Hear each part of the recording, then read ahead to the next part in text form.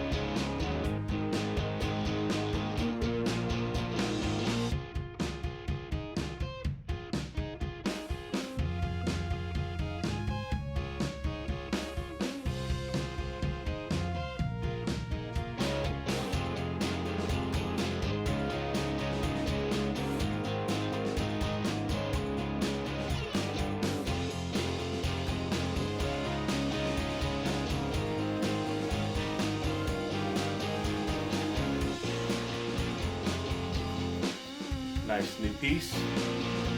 Brand new felt. Get rid of the old cracking one. It was gonna get ready to fall apart just like the inside one was. So it's nice to have matching pieces.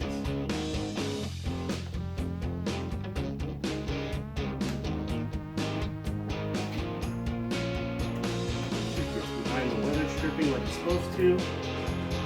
Make sure it seats properly. Lines up in all the holes. Way better. Matches up. Success, guys. Awesome. Okay, pop some rivets.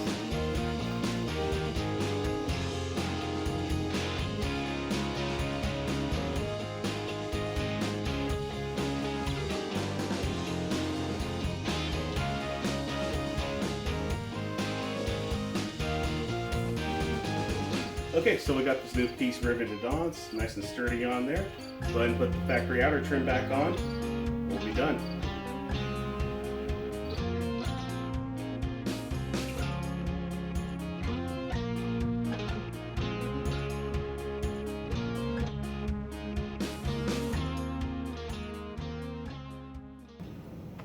Okay, we got the new piece in. Looks good. Installed pretty easily. And I must have just had a bad batch of rivets because after I got rid of the old rivets I just put in, I wasn't happy with them, so I punched them, I drilled them and punched them back out, put a new set of rivets in, and it was just fine. So I guess it was just a bad set. The first three were bad, I guess.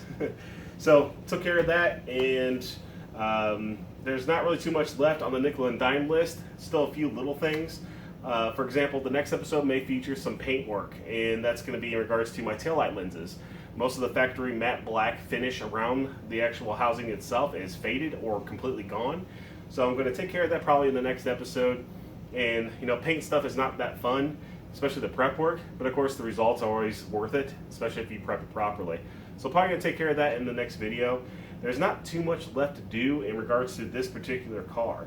Now when I say that, don't take that the wrong way. Don't think like this car is just going to go away from the channel. Essentially what I mean is that there's not too much stuff that I'm going to be doing to this car that's just for me personally. The one major thing left to do is actually on the fuel system. If I noticed in my episode 1 of Nickel and Diming when we were cruising around, I told you I couldn't get into much boost. The reason for that is because my fuel pump was starting to die.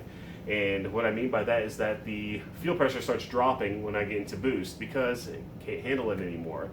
And the reason that main culprit, I believe, now I don't have 100%, I'm not 100% on this because I haven't really tested it, but no matter what I do in Tuner Studio with my fuel table, I doused a ton of fuel into the in the upper KPA range just to see if I can get this thing to get pig rich, so at least I know that it's working. No matter what I do, it still goes to 12.5 to 13.0 under boost, which is a no-no. That's way too lean, especially for, you know, my setup. This is a street car. I want it to be safe. I want it to be in the 11.5 to 11.2 range just to be safe.